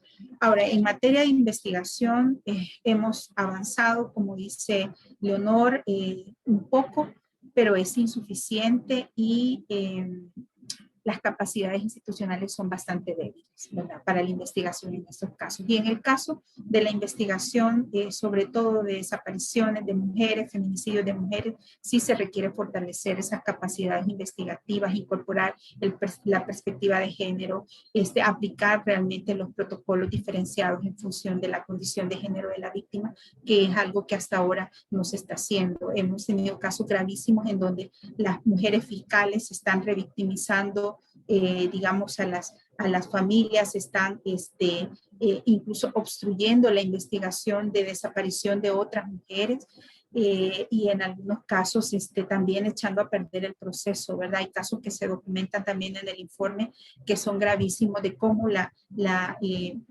Fiscalía ha actuado incluso en defensa muchas veces de los perpetradores, no solo con inoperancia, con negligencia, sino defendiendo a los perpetradores. Entonces, sin duda, esto pasa por hacer un replanteo global de cómo funciona el sistema de investigación y quisiera también señalar, quizás para no tomarme tanto tiempo, la importancia de que a nivel de prevención se incorpore la perspectiva de género en los enfoques de seguridad, ¿no? Hasta ahora las políticas de seguridad siguen teniendo una visión patriarcal, siguen estando basadas en el tema de la persecución, pero sin un enfoque diferenciado de las necesidades de seguridad de las mujeres. O sea, no es posible que en el país todos los días desaparezcan docenas de niñas, mujeres y adolescentes cuando salen a comprar a la tienda, cuando toman un bus, cuando vienen de estudiar, o sea, y nada pasa, ¿no? Hasta ahora no ha habido realmente una estrategia, ya debería de haber una alarma con este fenómeno tan agudo que estamos experimentando, esta epidemia de desaparición de mujeres, una alarma, digamos, como Estado, para intervenir con una estrategia de prevención efectiva, porque realmente es una situación de vulnerabilidad, de desprotección absoluta en la que están la mayor parte de mujeres que, bueno, pasan a engrosar realmente estos sectores vulnerables, ¿verdad? De personas que pues viven en comunidades vulnerables, que viven en condición de exclusión social, niñas y mujeres pobres que obviamente se ven en la necesidad de, bueno, de salir, de tomar un bus, de caminar en estas comunidades tan peligrosas. Es decir, hasta ahora no ha habido realmente una reflexión en términos de la necesidad de asumir una estrategia de seguridad diferenciada que privilegie sin duda la prevención de estos graves delitos hacia la mujer. Muchas gracias, Janet. Marcela, voy a dirigir a usted una de las preguntas que nos han hecho llegar a través del chat las personas que nos acompañan, precisamente porque ya vamos haciendo el cierre, ¿verdad?, de este evento. Pero ha sido realmente muy interesante escucharles a cada una, sus distintas perspectivas. Comentar también que Carla Quintana tuvo que retirarse por otro compromiso, pide disculpas, pero también comentaba lo interesante que había sido compartir con ustedes como panelistas. Una de las preguntas que nos ha llegado al chat tiene que ver con en qué ha fallado la institucionalidad para que el fenómeno de las desapariciones sigan ocurriendo con total impunidad y qué pueden hacer los ciudadanos, las ciudadanas y los medios para exigir que eso cambie. Adelante, Marcela. Bien, ¿en qué ha fallado? No puedo determinar un único factor. Aquí iniciemos diciendo de que podemos tener una normativa bastante completa, pero si no existe la voluntad de los funcionarios de las distintas instituciones para cumplirla en los derechos, para proteger los derechos de las mujeres, entonces prácticamente no estamos en nada. Se puede observar que en el abordaje de las desapariciones existe una displicencia, existe una situación de pasividad también de algunos funcionarios, que no se le da la celeridad al caso y la prioridad que la misma ley establece para el tratamiento y el abordaje de delitos en contra de mujeres. Entonces, básicamente vemos de que no se realizan los protocolos que se deben de realizar en todos los casos en el cual las mujeres son víctimas. Esa es una. La otra que necesitamos, no solo a nivel de las instituciones, sino que como sociedad en general, desaprender muchas conductas. En este sentido, dejar de culpar a las víctimas, dejar de establecer ciertas responsabilidades a otros que nos corresponden a nosotros, específicamente el acompañamiento de víctimas, así como el tratamiento hacia las víctimas, porque las instituciones las revictimizan, pero también nosotros como sociedad lo hacemos a través de ¿qué? A través del morbo para solicitar información, no únicamente de casos mediáticos, sino que también de casos que se dan en nuestras comunidades o en sectores más pequeños, puede ser hasta en nuestras instituciones, porque muchas veces sabemos que una mujer está siendo víctima de violencia y en lugar de ayudarla a salir de este círculo, pues lo que hacemos es tratar de averiguar qué le sucede únicamente para saberlo, no para ayudarle. Entonces, realmente acá no estamos fortaleciendo no estamos fortaleciendo a esta mujer para que rompa el círculo, y lo mismo sucede en las diversas instituciones donde no se logra empatizar con la víctima, no se logra protegerla, sino que instrumentalizarla y seguir revictimizándola. Una situación que podríamos nosotros mejorar como sociedad es ejercer la contraloría a las instituciones públicas para que ejecuten los protocolos de investigación y las leyes como es debido. Es decir, exigir a la Fiscalía que realice una verdadera investigación del delito, que no sea negligente en el abordaje. Lo mismo sucede a una Policía Nacional Civil, que no se esté revictimizando a las víctimas, que tenga una operatividad eficaz, que cuando y me voy a remitir al caso de Chuapa nuevamente, se ha conocido de que la PNC llegó más de 60 minutos después de la llamada que realizaron los vecinos para llegar a auxiliar a una de las víctimas. Entonces, este tipo de situaciones ya no se debe seguir dando ni seguir, digamos, justificando. Entonces, nosotros como ciudadanos debemos de exigir que nuestras instituciones cumplan, que dentro de sede judicial no se siga revictimizando a las mujeres o a las víctimas y que se cumpla el debido proceso y que se llegue a una condena de aquellos responsables de la comisión delictiva, que se aseguren las garantías procesales mínimas a la víctima. Eso es lo que se debe realizar en cuanto a las instituciones, en cuanto a nosotros como ciudadanos exigir esa situación y también ya no seguir propiciando la cultura del silencio, porque esa es otra situación. A mí a veces en redes sociales me dicen, diga usted tal cosa, o por qué no, cuando el derecho y el deber lo tenemos todas y todos. No estar designando a una persona que hable, sino que todos nosotros como ciudadanos salvadoreños tenemos que luchar por los derechos de las víctimas, no dejarlas solas. Vemos esta situación que se está dando con los eventos delictivos de Chalchuapa y lo que se ha hecho es invisibilizar a las víctimas. Se ha dado volumen, pero por circunstancias diferentes a lo que debería ser el reconocimiento de las víctimas, sino que se está hablando ahora de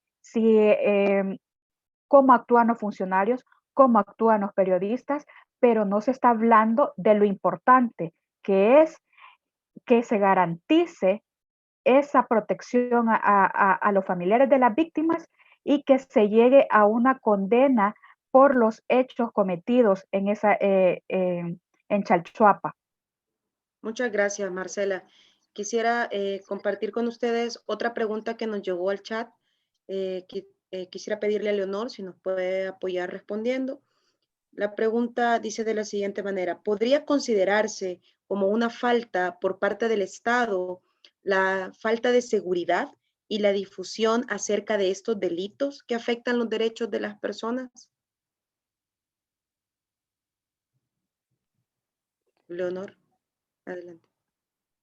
Gracias, Alejandra, y gracias a la persona que nos hizo llegar esta pregunta. Es parte de las obligaciones del Estado el brindar seguridad a las víctimas, a sus familiares y a las personas que son testigas de un hecho criminal. También es obligación del Estado el, al momento de dirigirse públicamente para dar información sobre estos hechos, el tener digamos, un discurso que sea coherente con los estándares internacionales. ¿Esto qué quiere decir? Que debe ser un discurso que rechace la violencia de género, la violencia machista, un discurso que eh, diga claramente que el Estado está a favor de la justicia y a favor de que estos hechos no se repitan. Claro que no solo se trata de que sea un discurso, sino que ese discurso vaya de la mano con la acción del Estado. Pero también es importante que como ciudadanía tomemos conciencia que hay momentos históricos, la historia nos lo ha dicho, que a veces los cambios vienen de arriba hacia abajo, pero también de abajo hacia arriba. Y ahora que estamos viendo que las más altas autoridades en El Salvador están cerrando filas en contra de la rendición de cuentas, en contra de eh, los temas relacionados con género y derechos humanos, creo que es un momento muy importante para que como ciudadanía, como sociedad civil, como medios de comunicación, como academia, hagamos del problema de las desapariciones de mujeres una preocupación nacional, un tema de país. Y en ese sentido que desde donde estemos, hagamos lo que nos corresponde, desde los ámbitos privados hasta nuestras acciones sociales, políticas y técnicas, ¿no? Yo creo que eh, no vamos a ver cambios si como ciudadanía no nos involucramos en provocarlos, y eso va desde mostrar empatía con las víctimas hasta otras acciones como proponer políticas, proponer cambios, hacer litigio. Ya lo comentaba yo en mi intervención anterior. también es importante eh, que nosotros, nosotras, todas las personas que estamos a favor de estos temas podamos trabajar en alianza, podamos trabajar en redes, estar comunicados y comunicadas, porque solo de esta manera vamos a poder enfrentar un fenómeno que también responde a estructuras y a redes. Es decir, los que están involucrados del lado de los perpetradores y de quienes están ocultando o ayudándoles, trabajan en red, y por supuesto que nosotros, nosotras, personas que queremos hacer un cambio también debemos trabajar de distintas maneras, pero trabajar en red y en alianza para poder hacer frente a un fenómeno creciente que definitivamente nos está sobrepasando. Muchas gracias, Leonor. Y la última pregunta que nos hacían llegar, las personas que nos están acompañando a través del chat, eh, quisiera pedirle apoyo a Janet Aguilar, que tiene mucha experiencia en este fenómeno en materia de seguridad. Y la pregunta tiene que ver con, en el caso de policías, ¿por qué hay tanta complicidad de las instituciones como la misma policía? ¿Y por qué no hay prevención sobre la trata? Que esto también es una de las, digamos, líneas transversales que ustedes han mencionado como otro fenómeno que está vinculado al tema de la desaparición, sobre todo cuando se trata de mujeres y niñas. Adelante, Janet. Mira, yo creo que en el caso de la policía se conjugan diversos factores. Bueno, sigue siendo una institución altamente masculinizada, en donde prevalecen y se reproducen estos valores machistas, misóginos, de masculinidad hegemónica, y que se replica en este esquema de una estructura, digamos, vertical, patriarcal, militarizada, ¿no? Y bajo esa lógica, digamos, prevalece esta percepción de las mujeres como inferiores, ¿verdad? Como seres que deben de estar subordinados. Incluso esto se ha expresado en el tratamiento que de las sedes policiales se dan a los casos de violencia intrafamiliar, aunque reconozco que han habido avances con mujeres y otras iniciativas, pero todavía hay un gran segmento de la plantilla policial que no está concientizado ni comprometido con estos enfoques. Hay un tema de violencia de género muy arraigado dentro de la policía que tiene que ver incluso con violaciones de compañeras, con discriminación, con acoso sexual, que no ha sido abordado con seriedad y que hemos venido señalando desde hace algunos años. Incluso, bueno, la administración de gobierno anterior yo lo abordé, fue un tema que abordé bilateralmente con el ministro, mi preocupación de cómo habían crecido los abusos hacia las mujeres en concordancia con el aumento de mujeres en la plantilla policial, ¿verdad? Pese a que hubo una política de género que intentó, digamos, prevenir estos hechos, pero también mejorar las condiciones de igualdad para el desempeño de las funciones. Esto parece haberse agudizado en la medida en que también la policía se va militarizando, va adoptando enfoques cada vez más duros. Estos enfoques están siendo relegados y sin duda la violencia hacia las mujeres puede ser mayor. En este contexto, aunado a ello, al tema de la subcultura, el tema de la falta de mecanismos de disciplinarios internos, ¿verdad? Que han sido debilitados y desmantelados progresivamente y que impiden también que, obviamente, bajo esta lógica de impunidad, de tolerancia, que las víctimas se animen a denunciar. Todo el mundo sabe que dentro de la policía una víctima que denuncia, digamos, se expone a, digamos, una cadena de consecuencias que incluyen no solo amenazas, revictimización, sino también destituciones, ¿verdad? Hace años conocimos de varios casos, iniciando precisamente en mis labores como investigadora en estos temas, casos de mujeres que cuando se habían animado a denunciar empezaban a sufrir una serie de arbitrariedades, de hechos continuos de violencia, amparados muchas veces por la jefatura. Entonces hay un tema de trivialización de esta violencia que la legitima, que sin duda la refuerza y que ha sido naturalizada y normalizada, ¿no? Bajo este esquema es fácilmente, digamos, comprensible aunque obviamente abominable lo que ha pasado en el caso de Chalchuapa, ¿no? Y en ese sentido, digamos, el tema de nuevo, ¿verdad? De la débil institucionalidad, de la falta de controles, mecanismos, falta de recursos también para las unidades de derechos humanos, las unidades de control interno que investigan estos hechos, además de que tampoco hay dentro de los enfoques de investigación de estos casos una perspectiva de género. Hasta donde yo conozco, no ha habido ningún esfuerzo por incorporar una perspectiva de género en investigación de casos disciplinarios o hechos de violencia que involucran a otras miembros de la policía o también incluso mujeres externas a la policía. Entonces se conjugan, digamos, una serie de cosas junto a la tolerancia institucional, el encubrimiento que ha habido en muchos de estos casos, ¿verdad?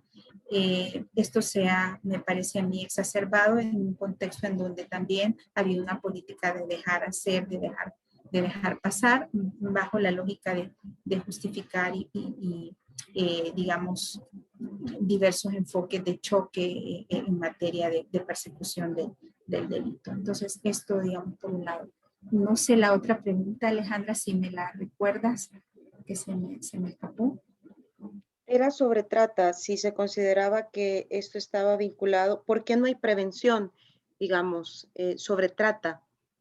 Sí, mira, yo creo que en primera instancia, de nuevo, ¿verdad?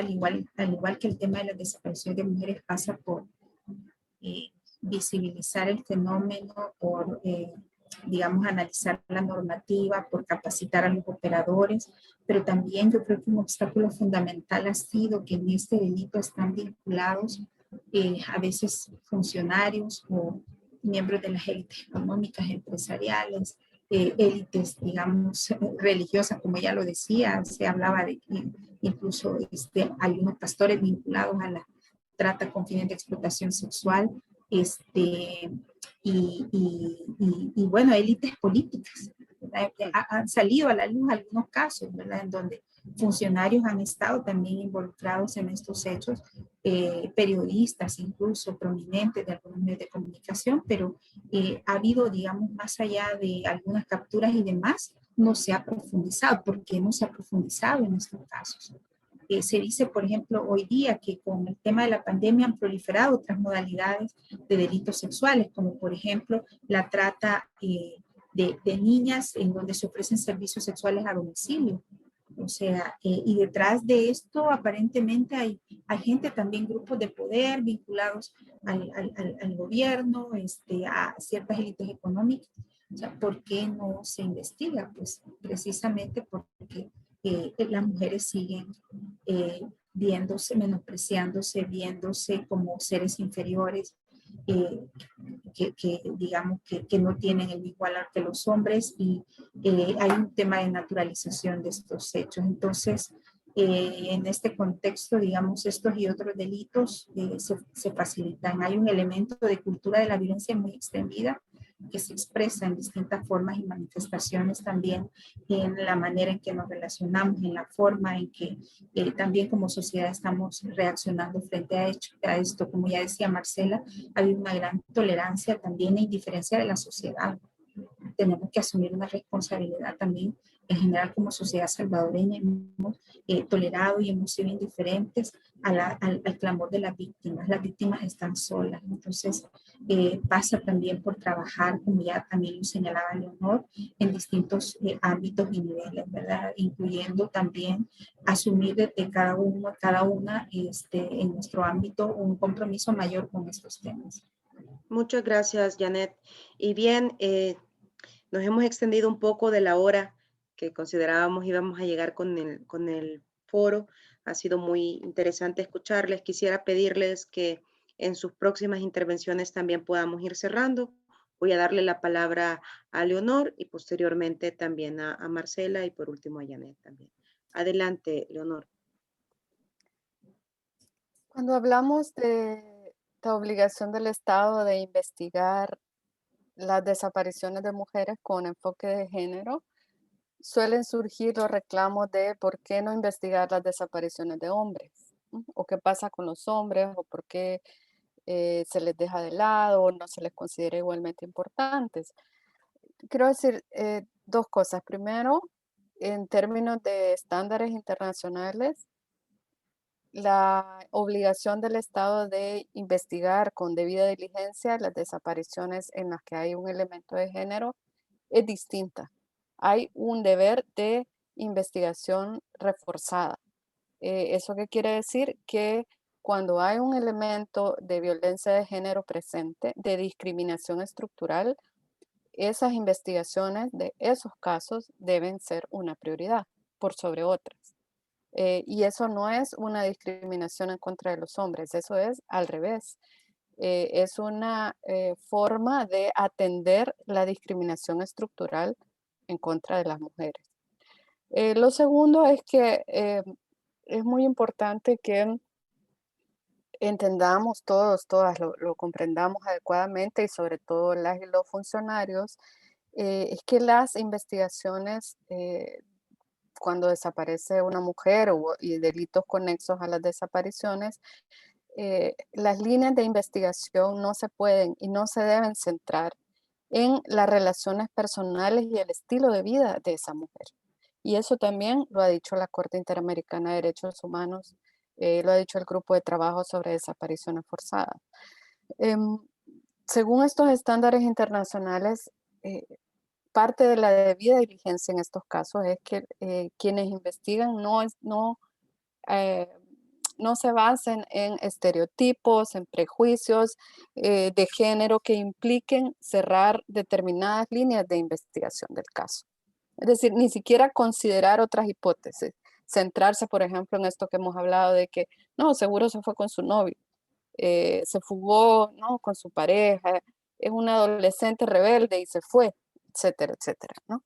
Entonces, sí es muy importante tomar en cuenta que esto, decir, cuando decimos que son estándares internacionales, quiere decir que son pautas de comportamiento obligatorias que deben seguir todos los investigadores, fiscales, jueces, juezas, policías que tengan contacto con estos casos. Y también son estándares que como sociedad civil tenemos que hacerlas prevalecer. Así que es muy importante que sepamos responder cuando se dice que por qué estas investigaciones tienen prioridad, las tienen en razón de la violencia estructural que viven las mujeres y de los componentes de violencia de género que están presentes en las desapariciones de mujeres. Muchas gracias a todos y todas y me alegra mucho que tengamos la oportunidad de tener estos debates que deben continuar en un tema tan vital. Muchas gracias, Leonor. Adelante, Marcela.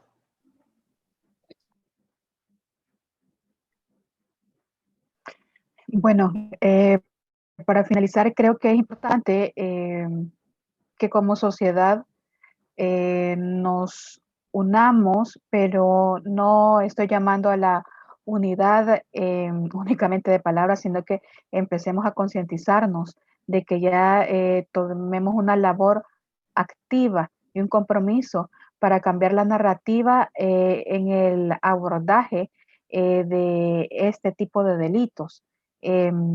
No, también hago un llamado a los funcionarios públicos para que asuman responsabilidades y compromisos que no únicamente se refieran de palabra a la ley, sino que la cumplan de manera efectiva, que apliquen enfoques de género no únicamente en el lenguaje que van a utilizar, sino que también en la forma en que van a tratar los casos, que no los manipulen para sacar una raja política o para elevar sus perfiles mediáticos. Lo mismo hago la invitación para los medios de comunicación, para que cuando comuniquen lo hagan de manera responsable, lo hagan de una forma que no se revictimice y que no sea con fines sensacionalistas.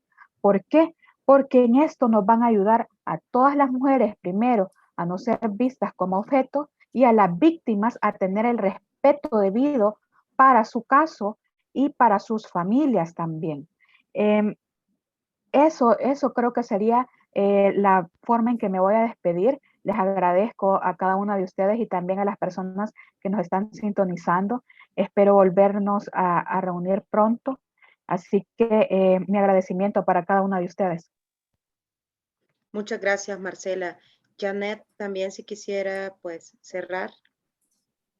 Sí, bueno, quisiera cerrar con una cita del Centro Nacional de Memoria Histórica de Colombia, que dice: la desaparición tiene un propósito fundamental, el de invisibilizar el delito. En efecto, el perpetrador procura que no quede víctima, ni huella del delito, ni rastro del victimario.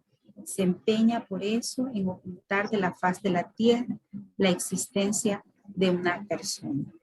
Entonces, en el caso de las mujeres, esto se profundiza más cuando la narrativa dominante de los funcionarios es invisibilizar el hecho, la indiferencia. De alguna manera, todo esto está legitimando y reforzando la lógica del perpetrador de invisibilizar. Entonces, es importante también subrayar la responsabilidad que tiene el funcionariado público en términos de la narrativa que maneja en estos casos, en el caso particular de las mujeres, como esta narrativa también de restarle relevancia, de trivializar, está reforzando la tesis y la lógica del perpetrador, pero también promoviendo la perpetuación de este delito. Recordemos que la impunidad asegura repeticiones y eso es lo que ha facilitado que lleguemos hasta este punto como país. Muchísimas gracias a todas y a todos por su atención y un gran gusto realmente haber podido participar de este interesante conversatorio. Bien, muchas gracias. Muchas gracias, Leonor, Janet, Marcela, Carla, que ya tuvo que retirarse, y a ustedes también que se quedaron acompañando estas casi 2 horas de este foro virtual sobre este tema tan urgente, de esta realidad que se nos pone, ¿verdad? Que nos lanza también a tener que articularnos, a analizar, pero también a responder de manera conjunta. También, bueno, agradecer en nombre de las organizaciones que han promovido este evento, agradecer a la Fundación para el Debido Proceso de PLF, a la Organización de Mujeres Salvadoreñas por la Paz Ormuza, a la Colectiva Feminista para el Desarrollo Local, al Servicio Social Pasionista, a la Fundación para la Justicia y el Estado Democrático de Derecho y a la Fundación Henry Boll también por haber acompañado la convocatoria, pero sobre todo también por promover estos espacios de diálogos con estos perfiles y con estas mujeres académicas, activistas, profesionales tan interesantes, con análisis tan profundos y sobre todo con toda esta generosidad de compartir sus reflexiones en torno a este fenómeno. Muchas gracias. Es un gusto para mí haber acompañado y esperemos que nos podamos seguir encontrando también en las distintas luchas, pero sobre todo en la esperanza de poder articular esfuerzos para que estos fenómenos de impunidad y de dolor puedan cesar.